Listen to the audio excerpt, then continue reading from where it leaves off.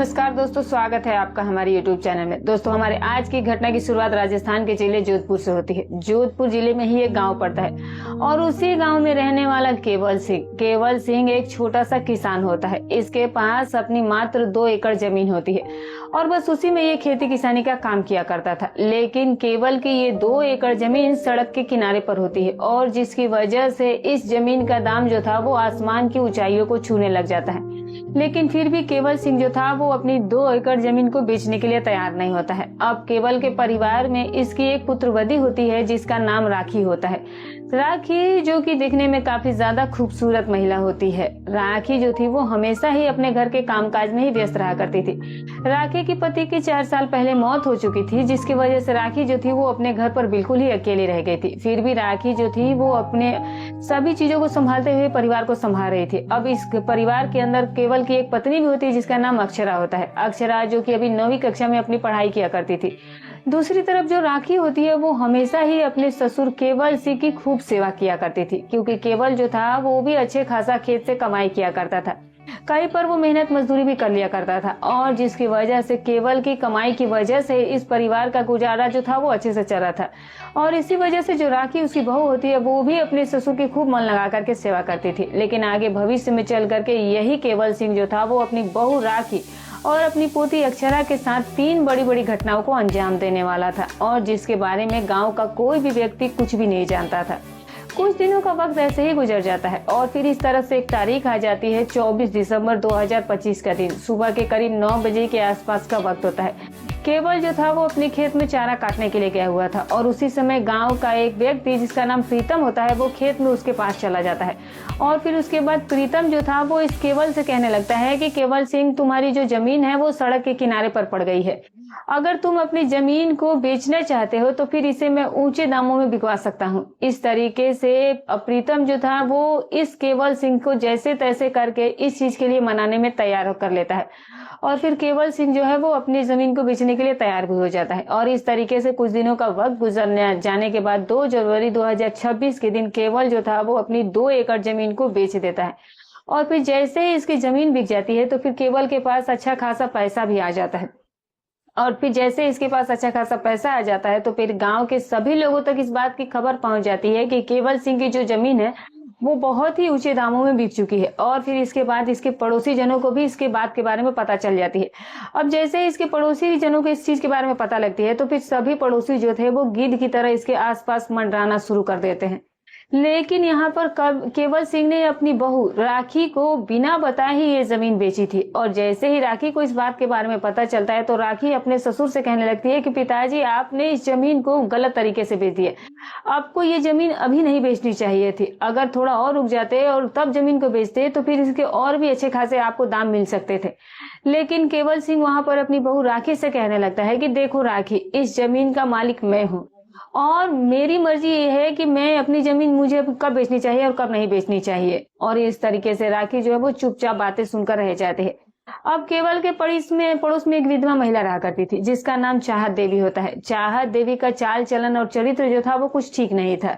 वो गांव के अमीर लोगों के साथ अपने वक्त बिताया करती थी, रिश्ते कायम किया करती थी और फिर उनसे वो अच्छे खासे पैसे भी कमा लिया करती थी।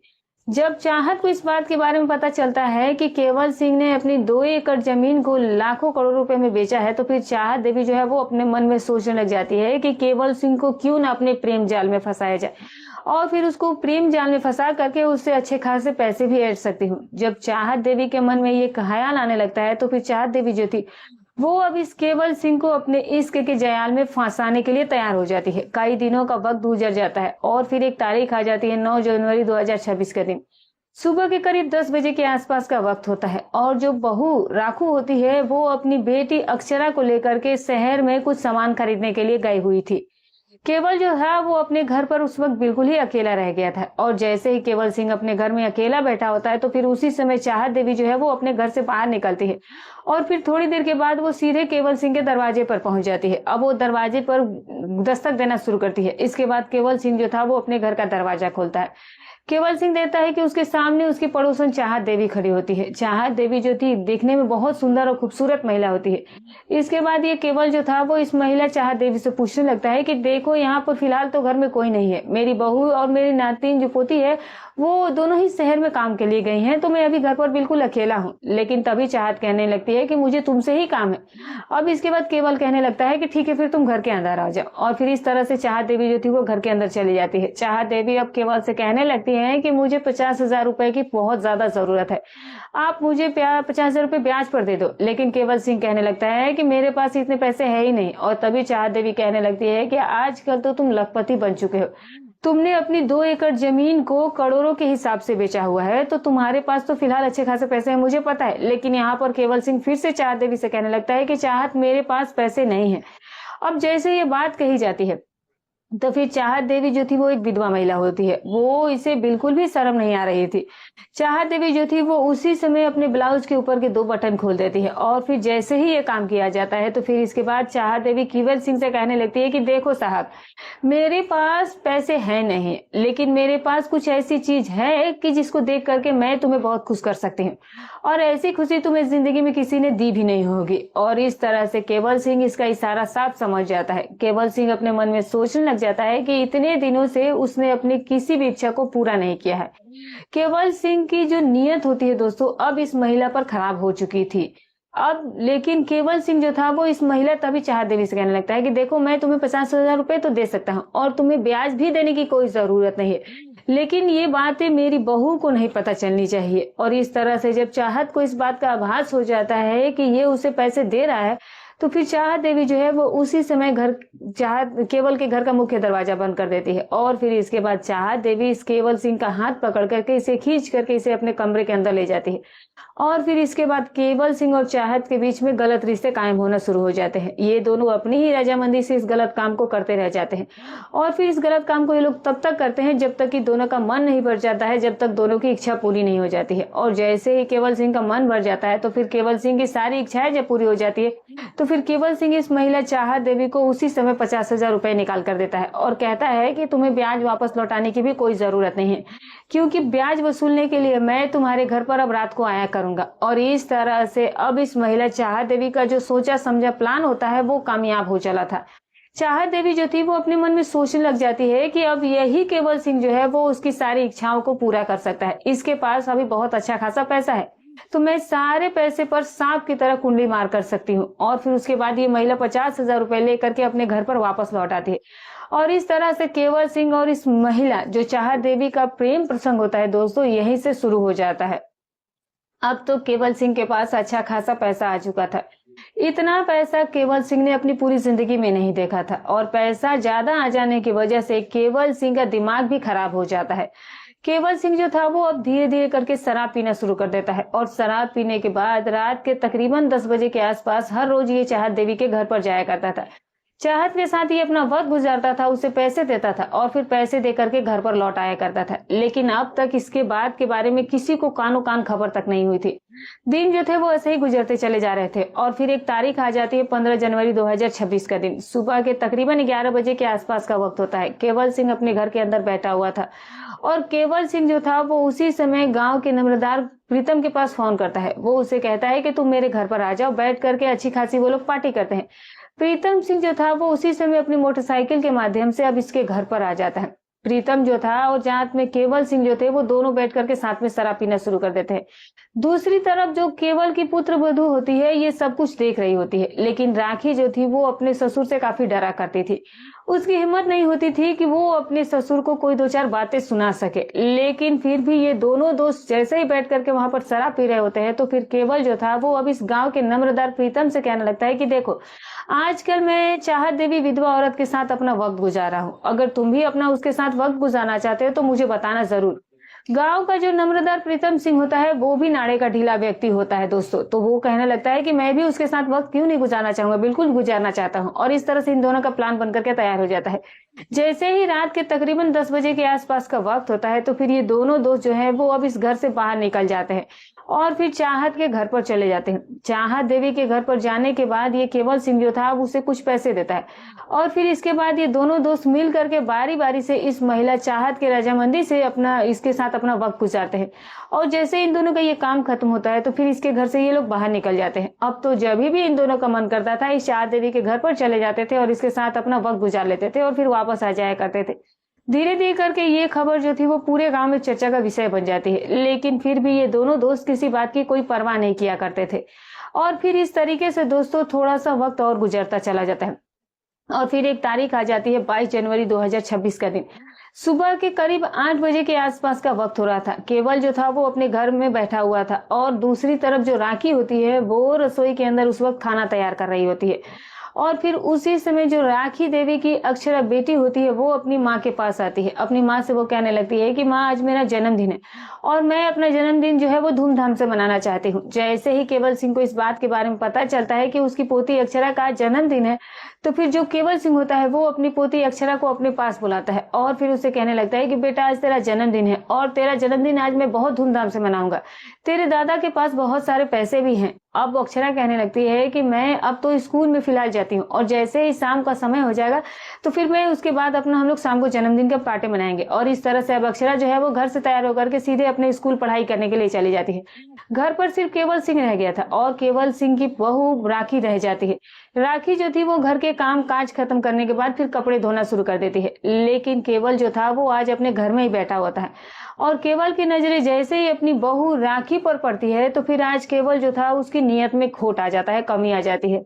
केवल जो था वो अपनी पुत्र वधू राखी की तरफ अजीब सी नजरों से देखना शुरू कर देता है। केवल को राखी की सुंदरता जो थी वो आज बहुत ज्यादा भा जाती है। केवल सिंह का दिमाग खराब होने लग जाता है क्योंकि केवल सिंह जो था वो शराबी बन चुका था और अय्याश भी बन चुका था। अब उसको अच्छे बुरे से कोई चीज की मतलब नहीं रह गया था। केवल जो था वो अपने मन में सोचने लग जाता है कि उसके घर के अंदर अच्छा सा कोहिनूर हीरा है तो फिर क्यों ना मैं उसी को हासिल कर लूं। और इस तरह से अब केवल सिंह जो था वो अपनी पुत्रवधी राखी को हासिल करने के ख्वाब अपने मन में देखना शुरू कर देता है। उसी समय केवल सिंह अपने घर से बाहर निकलता है और पैसे उसके जेब में होते हैं और फिर इसके बाद मेडिकल शॉप पर जाता है। वहां से वो कुछ नींद की दवाइयां खरीद लेता है और नींद की दवाइयां खरीदने के बाद दोस्तों वो केवल सिंह जो था वो यहीं पर नहीं रुकता है, वो अपनी पोती के लिए बहुत अच्छा सा केक भी खरीदता है और केक खरीदने के बाद वो कुछ समोसे खरीदता है और फिर कुछ कोल्ड ड्रिंक वगैरह भी खरीदता है। और फिर ये सारा सामान खरीदने के बाद वो सीधे अपने घर पर वापस लौट आता है। जैसे ही पूरा दिन गुजर जाता है तो शाम का वक्त हो जाता है। शाम के समय जो पोती अक्षरा होती है वो अपने दादा के पास आती है और कहती है कि दादाजी आज मेरा जन्मदिन है और मैं अपना जन्मदिन बहुत ही अच्छे तरीके से मनाना चाहती हूँ। दूसरी तरफ अक्षरा की माँ राखी भी आज बहुत खुश थी क्योंकि उसकी बेटी का आज जन्मदिन होता है। दादाजी भी बहुत खुश थे, लेकिन दादाजी आज जो थे वो बहुत ही बड़ी घटना को अंजाम देने वाला होता है। और फिर इस तरीके से जैसे ही रात के तकरीबन 8 बजे के आसपास का वक्त होता है तो फिर जो दादाजी होते हैं वो अपनी पोती अक्षरा से कहने लगते हैं कि चलो तुम्हारा जन्मदिन मनाते हैं। लेकिन दादाजी अपने काम को अंजाम दे चुका होता है। दादा जो था, जो केवल सिंह होता है, वो पूरी कोल्ड ड्रिंक के अंदर उसने नींद की दवाइयां मिला करके रखी हुई थी। और फिर इस तरीके से अब जो पोती अक्षरा का जन्मदिन था वो बहुत ही अच्छे तरीके से मनाया भी जाता है। परिवार के तीनों सदस्य जो है वो केक भी खाते हैं और समोसे भी खाते हैं, लेकिन जो केवल सिंह होता है वो कोल्ड ड्रिंक को पीता नहीं है, जबकि वहां पर राखी भी कोल्ड ड्रिंक पीती है और उसकी जो बेटी अक्षरा होती है वो भी कोल्ड ड्रिंक को पी लेती है। और इस तरह से तकरीबन 20 से 25 मिनट का वक्त गुजरने के बाद जो अक्षरा और जो राखी होते हैं उनको गहरी नींद आना शुरू हो जाती है। राखी अपनी बेटी अक्षरा से कहती है कि बेटी मुझे बहुत जोर की नींद आ रही है और थोड़ी चक्कर से भी महसूस हो रहे हैं, शायद समोसे खराब थे जिसकी वजह से पेट में भी कुछ गड़बड़ महसूस हो रही है। इसके बाद अब अक्षरा कहती है कि माँ मुझे भी नींद आ रही है तो चलो कमरों में जाकर के हम लोग लेट जाते हैं। और इस तरह से माँ बेटी कमरे के अंदर जाकर के गहरी नींद में सो जाते हैं। और फिर इस तरीके से वक्त गुजरता चला जाता है। रात के तकरीबन 10 बजे के आसपास का वक्त हो जाता है। केवल सिंह जो था वो अब घर के अंदर प्रवेश करता है और घर के अंदर प्रवेश करने के बाद देखता है कि उसकी पोती अक्षरा और उसकी बहू राखी दोनों ही गहरी नींद में सो रहे हैं। वो सुबह तक उठने वाली नहीं होती है क्योंकि कोल्ड ड्रिंक के अंदर इतनी ज्यादा मात्रा में नींद की दवाइयां मिला दी गई थी कि फिर उठने का सवाल ही नहीं पैदा होता था। और अब केवल सिंह जो था वो अपनी बहू राखी के कमरे के अंदर जाता है। कमरे के अंदर जाने के बाद ये अपनी बहू राखी के साथ गलत काम करना शुरू कर देता है। राखी जो थी वो लगभग बेहोश हालत में पड़ी होती है और फिर यहाँ पर केवल सिंह राखी के साथ तब तक इस गलत काम को करता है जब तक कि उसका मन नहीं भर जाता है। जब तक कि उसकी पूरी इच्छाएं खत्म नहीं हो जाती है। और फिर जैसे उसकी मन की इच्छा पूरी हो जाती है तो फिर उसका ये सारा काम खत्म हो जाता है। तो केवल सिंह जो है वो इस कमरे से बहुत आसानी से बाहर निकलकर अपने कमरे में जाकर के लेट जाता है और इस तरीके से पूरी रात गुजर जाती है। जैसे ही अगली सुबह होती है तो फिर राखी की आंखें खुलती है। राखी देखती है कि उसके साथ रात के समय में कुछ गलत काम हुआ था, लेकिन राखी जो थी वो अपने मन में सोचने लग जाती है कि मेरे साथ कुछ तो गलत जरूर हुआ है और ऐसा भी हो सकता है कि ये काम उसके ससुर ने ही किया हो, क्योंकि घर में कोई और मर्द रहता ही नहीं था। लेकिन राखी अपने ससुर से बहुत ज्यादा डरा करती थी और अब तो ससुर केवल सिंह के पास अच्छे खासे पैसे भी आ गए थे और डर की वजह से अब ये महिला राखी जो थी वो चुपचाप कुछ नहीं बोलती है। राखी अपने ससुर को चू तक नहीं कहती है और इस तरह से ये बात आई गई हो जाती है। लेकिन राखी के साथ अब हर बार यही होने वाला था और जिसके बारे में राखी जो थी वो कुछ भी नहीं जानती थी। और इस तरीके से कई दिनों का वक्त गुजर जाता है और फिर एक तारीख आ जाती है 30 जनवरी 2026 का दिन। सुबह के तकरीबन 10 बजे के आसपास का वक्त होता है और जो केवल सिंह था वो अपने घर में बैठा हुआ था। दूसरी तरफ राखी और अक्षरा भी अपने घर के कामकाज में व्यस्त होती है। उसी समय घर के दरवाजे पर दस्तक होती है और केवल जो था वो अपने घर का दरवाजा खुलता है। केवल सिंह देखता है कि उसके सामने चाहत देवी जो थी वो वही महिला खड़ी होती है और फिर केवल सिंह जो है वो चाहत की तरफ देखकर मुस्कुराना शुरू कर देता है। चाहत देवी घर के अंदर आती है और फिर जाकर के अंदर बैठ जाती है। केवल से वो मीठी मीठी बातें करना शुरू कर देती है, जबकि राखी और अक्षरा भी इस पूरी बात को देखे जा रही थी। इसके बाद चाहत कहने लग जाती है कि मुझे 50,000 रुपए की और जरूरत है और जैसे ही 6 महीने का वक्त होगा पूरा होगा तो फिर मैं ब्याज सहित तुम्हें पूरे पैसे लौटा दूंगी। अब जैसे ही केवल सिंह इस महिला चाहत देवी की इस बात को सुनता है तो फिर वो कहने लगता है कि मैं तुम्हें अभी 50,000 रुपए ला करके देता हूँ। और इसके बाद केवल सिंह जो है वो अपने कमरे में जाता है और 50,000 रुपए निकालता है और फिर इसके बाद चाहत देवी को 50,000 रुपए और दे देता है और चाहत देवी से वो कहने लगता है कि ब्याज मैं वसूल करने के लिए आ जाऊंगा। अब जैसे ही ये बात कही जाती है तो जो राखी होती है वो अब सब कुछ समझ चुकी थी। राखी अपने मन में सोचने लग जाती है कि उसका ससुर केवल सिंह जो है वो चाहत को इसीलिए पैसे देता है ताकि उसके साथ वो अपना वक्त गुजार सके। राखी को अब थोड़ा थोड़ा उस पर शक हो चुका था, लेकिन राखी जो थी वो ये बात नहीं जानती थी कि उसके साथ भविष्य में आगे चल करके और क्या क्या घटनाएं घटने वाली थी। इस तरीके से पूरा दिन गुजर जाता है और फिर जैसे ही रात का समय होता है तो रात के तकरीबन 9 बजे के आसपास अब ये केवल सिंह शराब के नशे में धुत होकर के घर पर आता है और फिर इसके बाद अपनी बहू राखी से वो खाना मांगने लगता है और फिर खाना खाने के बाद वो राखी से कहने लगता है कि मुझे अपने कहीं दोस्त से मिलने के लिए जाना है और मैं 2 घंटे के बाद वापस आऊंगा। राखी से जैसे ये बात कही जाती है तो राखी फिर तुरंत समझ जाती है कि उसका जो ससुर है आज चाहत देवी के पास जाने वाला है और इस तरह से अब केवल सिंह जो है वो अपने घर से बाहर निकलता है। लेकिन आज राखी भी उसके पीछे पीछे जाने वाली थी और जैसे ही केवल सिंह इस चाहत देवी के घर के दरवाजे पर दस्तक देने लग जाता है तो फिर राखी भी उसको ये करते हुए देख लेती है। राखी अपने ससुर को उस समय कुछ भी नहीं कह सकती थी क्योंकि राखी जो थी वो अपने ससुर से कहीं ना कहीं डरा करती थी। लेकिन राखी को अब इस बात के बारे में कंफर्म पता चल चुका था कि उसका ससुर चाहत देवी के पास जाता है। अब राखी अपने घर पर तो लौट आती है, लेकिन दूसरी तरफ जो उसका ससुर केवल सिंह होता है वो चाहत के घर के अंदर जा चुका था और चाहत देवी जो थी वो केवल सिंह को लेकर के अपने कमरे में जा चुकी थी। और फिर इसके बाद इन दोनों के बीच में गलत रिश्ते कायम होने लग जाते हैं। दोनों अपने ही रजामंदी से इस गलत काम को करना शुरू कर देते हैं और ये गलत काम दोनों तब तक करते हैं जब तक कि दोनों की इच्छाएं पूरी नहीं हो जाती हैं। और जैसे ही अब इन दोनों का ये काम खत्म होता है तो फिर तकरीबन रात के 11 साढ़े 11 बजे के आसपास केवल सिंह जो था वो इसके घर से बाहर निकल करके अपने घर पर वापस लौट आता है। लेकिन आगे चल करके यही केवल सिंह अपनी बहू और अपनी पोती अक्षरा के साथ 2 बड़ी बड़ी घटनाओं को अंजाम देने वाला था, जिसके बारे में ना तो अक्षरा जानती थी और ना ही अक्षरा की मां राखी जानती थी दोस्तों। और इस तरह से कुछ दिनों का वक्त गुजर जाता है और फिर एक तारीख आ जाती है 10 फरवरी 2026 का दिन। शाम के करीब 3 बजे के आसपास का वक्त होता है। अक्षरा और जो राखी होती है, जो माँ बेटी होती है, वो दोनों घर में कामकाज कर रही होती है और उसी समय राखी के एक पड़ोसन जिसका नाम पिंकी होता है वो घर में आती है और फिर पिंकी जो है वो राखी से कहने लगती है कि राखी मुझे आज शहर में जाना है, कुछ अपने लिए कपड़े वगैरह खरीदने हैं और तुम भी मेरे साथ चलो। तो राखी कहने लगती है कि मेरे पास अभी इतना समय नहीं है, लेकिन पिंकी कहती है कि तुझे मेरे साथ चलना ही पड़ेगा। राखी जो है वो अब अपनी सहेली के सामने थक जाती है, कहती है कि ठीक है फिर मैं तुम्हारे साथ चलती हूँ। लेकिन पिंकी कहती है कि अपनी बेटी अक्षरा को भी साथ में लेकर के चलो। अक्षरा कहने लगती है कि माँ मेरी सहेली का भी जन्मदिन है और मुझे अपनी सहेली के घर पर जाना है, तो फिर मैं तुम्हारे साथ शहर में नहीं जाऊंगी। और इस तरह से अब राखी और पिंकी जो थे यही दोनों इस घर से बाहर निकलते हैं और सीधे शहर में कपड़े खरीदने के लिए चली जाती है और घर पर उस समय अक्षरा जो थी वो बिल्कुल अकेली रह गई थी। लेकिन अक्षरा की सहेली का जन्मदिन जो था वो शाम के समय में होने वाला था और जिसकी वजह से अभी फिलहाल अक्षरा जो थी वो घर के अंदर अकेली थी। अक्षरा अब जन्मदिन पर जाने के लिए तैयार हो रही होती है और उसी समय अक्षरा का दादा जो था वो केवल सिंह शराब के नशे में धुत होकर के घर को लौट आया था। अब जैसे ही वो घर के अंदर प्रवेश करता है तो फिर वो राखी को आवाज लगाता है, लेकिन अक्षरा कहने लगती है कि दादाजी आज माँ जो है वो घर में नहीं है, वो पड़ोस वाली आंटी के साथ शहर में गई है।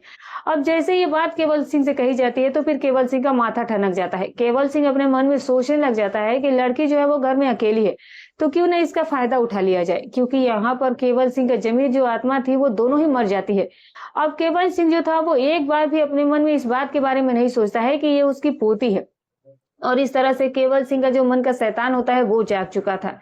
अब केवल सिंह जो था वो उसी समय अपने घर का मुख्य दरवाजा बंद कर लेता है, लेकिन अक्षरा जैसे ही पूछने लगती है कि दादाजी आपने घर का दरवाजा क्यों बंद किया, तभी केवल सिंह उसे कहने लगता है कि मुझे तुमसे कुछ जरूरी बात करनी है, तुम कमरे में मेरे साथ चलो। और इस तरह से जो पोती अक्षरा होती है वो अपने दादा के साथ कमरे के अंदर चली जाती है। लेकिन यहाँ पर दोस्तों जो अक्षरा है वो इन सारी बातों से ही अनजान थी कि आज उसके साथ कुछ गलत होने वाला था। इसके बाद जो केवल सिंह होता है दोस्तों वो अपनी पोती अक्षरा के मुंह पर हाथ रख देता है और फिर इसके बाद उसके हाथ पैर तक बांध दिए जाते हैं।